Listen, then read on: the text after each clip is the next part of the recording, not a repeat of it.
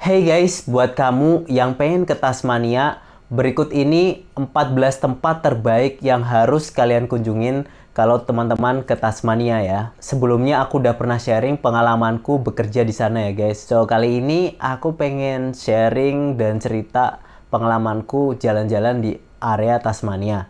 Karena menurut aku ini kesempatan banget buat teman-teman yang working holidayan ke Australia dan mengunjungi Tasmania. Ini adalah beberapa list 14 tempat terbaik yang harus teman-teman kunjungin ya kalau teman-teman ke Tasmania. Nah, pengen tahu detailnya kayak gimana? Stay tune terus ya.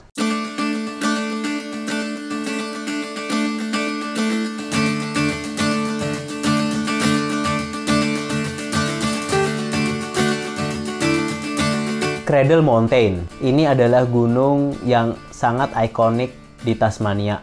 Nah, Cradle Mountain ini terletak sekitar di tengah-tengah Tasmania ya. Dari kota Devonport itu mungkin sekitar 1,5 jam guys. Jadi waktu itu emang aku seringnya stay di area Devonport. Jadi berbicara tentang Cradle Mountain, di sana itu tempat wisata yang menarik karena di Cradle Mountain sendiri kalian bakal melihat danau yang menarik para wisatawan, dan ketika kalian ke sana danau itu indah banget guys. Selain danau, teman-teman juga kalau beruntung teman-teman bisa ngelihat wombat di area tersebut ya, di area Cradle Mountain. Waktu itu aku sempet sih ngelihat wombat di sana, dan juga teman-teman bisa hiking ke puncak Cradle Mountain. Nah, itu menurut aku menarik banget karena pemandangannya bener-bener menakjubkan banget sih menurut aku. Nanti mungkin kalau teman-teman naik mobil kalian bisa diparkir ke tempat tersebut. Kemudian nanti teman-teman bisa naik bis ke area Dove Lake. Nah, nanti teman-teman bakal diantar naik bis dari sana ya, dari visitor center. Kemudian sekitar 5-10 menit ya naik bis itu sampai ke area Dove Lake. Hal yang harus diperhatikan kalau teman-teman ke area Cradle Mountain, yang pertama adalah teman-teman harus memakai pakaian hiking yang proper ya. Kemudian bawalah rain jacket. Rain jacket itu penting banget karena bisa jadi ketika teman-teman ke sana tuh tiba-tiba hujan gitu ya, mendung terus hujan. So, nggak pengen kan kalian kebasahan. Kemudian pakailah sepatu hiking yang proper. Jadi jangan pakai sepatu sembarangan ya kalau ke sana, karena cuacanya itu ekstrim banget. Bisa jadi kelihatannya tuh hari ini terang banget, tapi tiba-tiba sampai sana pas kalian muncak itu tiba-tiba ada turun salju gitu kan. Nggak pengen kan kalian kalau nggak bawa perlengkapan yang proper, kemudian tiba-tiba turun salju, hujan gitu ya. So, ini buat jaga-jaga aja ya guys kalau teman-teman ke Cradle Mountain. Yang pasti sehari sebelum ke sana, jadi aku ngecek dulu ya guys di forecast. Kalau misalkan cuacanya bagus dan memungkinkan untuk pergi ke sana, so aku langsung aja pergi ke sana.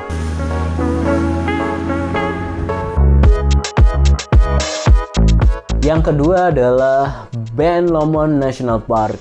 Nah, Ben Lomond ini bener-bener menakjubkan ya guys. Ketika kalian ke sana, kalian akan melihat tebing-tebing yang banyak batuan gitu ya. Terus jalanannya itu agak berliku-liku. Jadi ketika kalian nyetir mobil, kalian bisa nikmatin tuh pemandangan tebing-tebing Ben Lomond. Nah, ketika di sana ada salah satu lookout yang bakal menampilkan jalanan Ben Lomond dari atas ya. Nah, jalanannya itu kayak ular gitu berliku-liku ketika kalian melihat dari atas ke bawah. Kemudian di situ juga cakep banget buat kalian berfoto di area situ. Nah, waktu aku ke Ben Lomond, ternyata nggak cuma lookout di area tersebut ya, tapi ternyata di sana ada area penginapan di Ben Lomond. Jadi ketika winter biasanya turun salju dan digunakan untuk skiing di area sana ya. Mungkin teman-teman bisa ngunjungin juga area tersebut. Nah, yang ketiga ada Bruny Island. Bruny Island itu pulau yang terletak nggak jauh dari kota Hobart ya guys.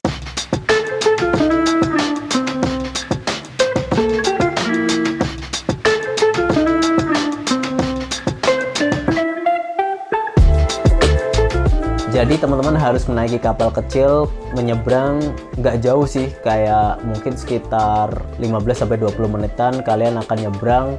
Kemudian di situ kalian siap mengeksplor area Bruny Island. Nah, di pulau tersebut jangan stay satu hari ya, mungkin bagusnya bermalam di sana, entah camping atau kalian bisa menyewa hostel di area tersebut. Nah, di situ menariknya kalian bisa nyobain oyster yang enak banget guys. oysternya itu kalian bisa fresh dimakan langsung raw ya, mentah itu, atau juga oysternya bisa di bake atau dipanggang ya. Nah itu bener-bener fresh banget sih dari laut situ ya, dari area Bruny Island. Nah di area Bruny Island di situ ada lookout yang cukup terkenal, namanya The Neck Lookout. Nah di situ teman-teman bisa berfoto di The Neck Lookout ya. Jangan lupa kalau ke Bruny Island foto di The Neck ya, itu bagus banget di situ. Nah yang keempat adalah pergi hiking di Mount Amos. Nah, Mount Amos ini terletak di area Freycinet ya guys. Nah, menurut aku hiking di Mount Amos ini trekkingnya cukup curam ya. Jadi ketika naik itu bener-bener kalian harus ngelihat cuaca ya. Karena kalau hujan itu bakal licin banget di sana. Nah, di Mount Amos itu pemandangannya menakjubkan banget ya guys. Nah, di situ kalian bisa ngelihat Wineglass Bay dari atas Mount Amos itu kelihatan banget, itu indah banget guys. Jadi buat aku itu recommended banget kalau teman-teman ke Mount Amos ya. Terus hiking sampai atas itu kalian bisa ngerasain vibe-nya ketika hiking di Mount Amos ya. Bener-bener menurut aku itu keren banget guys. Dan aku yakin buat teman-teman yang cinta atau suka hiking nggak akan nyesel buat ngunjungin Mount Amos sekali aja. Yang kelima adalah Launceston. Launceston ini adalah kota yang cukup besar di area Tasmania ya. Nah, di Launceston ini nggak cuman ada kota ya, tapi di situ ada area namanya Cataract Gorge. Nah, di Cataract Gorge itu teman-teman bisa nyobain kereta gantung di area situ. Kemudian teman-teman juga bisa jalan di area tersebut, karena di area tersebut itu ada seperti kayak danau gitu ya di Cataract Gorge. Kemudian teman-teman bisa jalan, kalau beruntung di situ biasanya ada burung merak ya di area Cataract Gorge. So teman-teman bisa hunting foto-foto di area Cataract Gorge. Jadi di Cataract Gorge ini kayak nature area di dekat kota gitu ya. So teman-teman bisa mungkin belanja di Launceston kemudian mampir ke area Cataract Gorge. Yang keenam adalah Maria Island. Nah, menurut aku Maria Island ini bener-bener pulau yang damai banget guys. Nggak tahu kenapa ketika aku kesana tuh rasanya peaceful banget. Dan ya kalau teman-teman mau kesana, teman-teman harus nyebrang naik kapal feri kecil ya. Maria Island itu seharian aja udah cukup guys. Jadi ketika teman-teman nyampe ke pulau tersebut, teman-teman akan disambut hewan-hewan wombat yang banyak banget. Dan bener-bener kayak wild area gitu ya. Jadi wombat-wombatnya itu kayak liar gitu, banyak mereka jalan-jalan di area tersebut. Nah, selain ngeliatin wombat, teman-teman juga bisa ngeliat Painted Cliff di Maria Island. Nah, Painted Cliff itu salah satu tempat yang ikonik ya kalau teman-teman ke Maria Island. Nah, menurut aku Painted Cliff ini keren banget sih guys. Jadi teman-teman bisa berfoto di area Painted Cliff tersebut ya. Pokoknya teman-teman gak akan nyesel deh kalau ke Maria Island.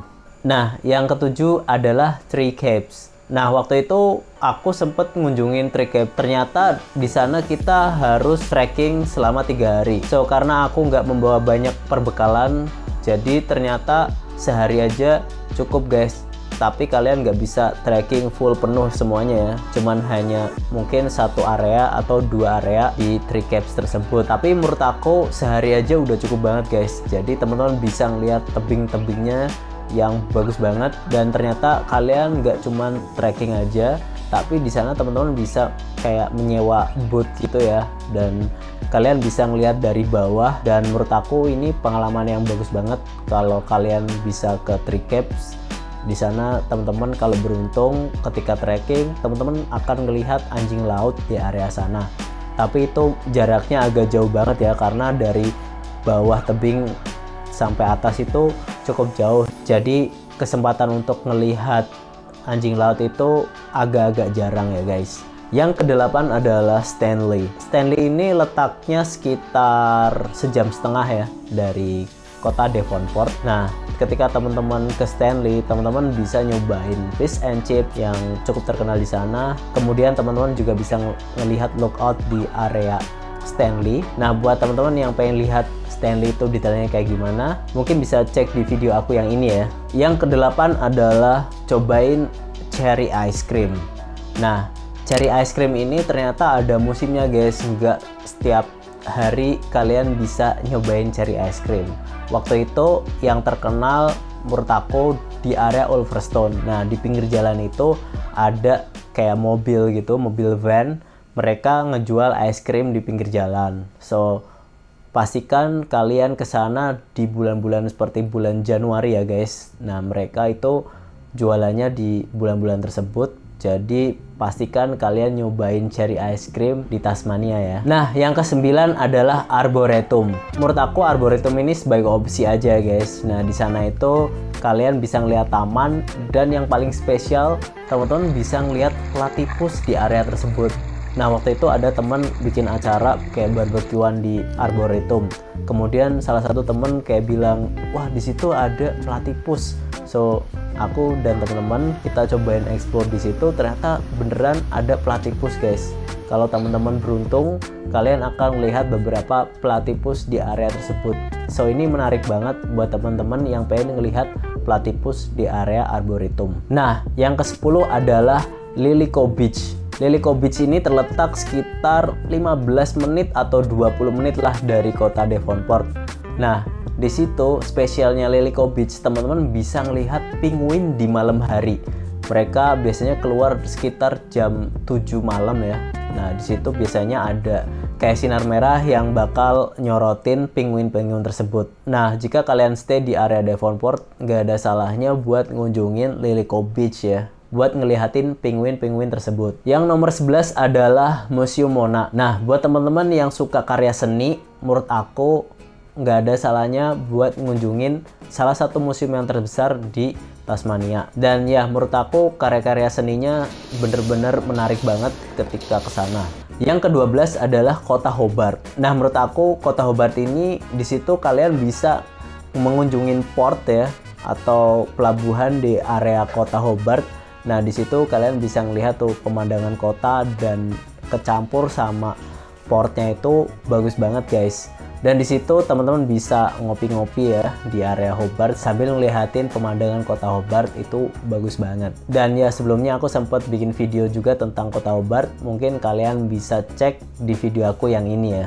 Yang ke-13 adalah Mount Wellington.